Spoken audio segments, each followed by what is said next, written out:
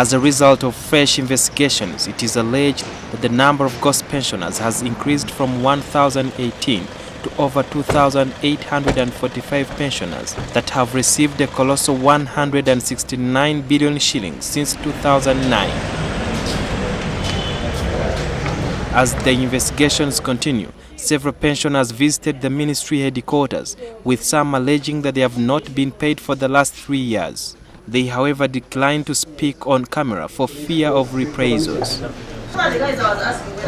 According to a source, many of the ministry's sections, including the registry, assessment and verification, all in charge of compiling the list of valid pensioners, are not aware of the list.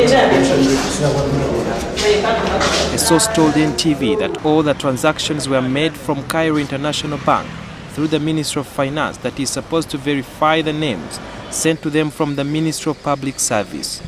NTV has also learned that the President in July this year wrote to the Prime Minister citing irregularities in the pensioner sector, where government was losing over 70 billion shillings.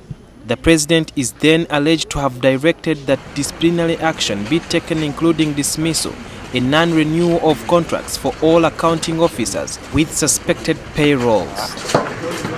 The President is then to have directed all the staff payrolls be displayed on public notice boards, and all staff should acknowledge receipt of salary by signing on the copies of the monthly salary pay slips. These are supposed to be submitted to the Ministries of Public Service and Finance in 15 days after the end of every month. In another letter, in 2009, the accountant in the Ministry of Finance, through the Permanent Secretary of the Ministry of Public Service, issued a directive to transfer the principal accountant in pensions, Christopher Bay, to the Ministry of Gender, Labour and Social Development before the end of November 2009. This, however, was not effective. Obey Christopher has since 1st July 1997 been working as a principal accountant in the Ministry of Public Service, which is against the President's directive that all accountants from various ministries be transferred every 3 years.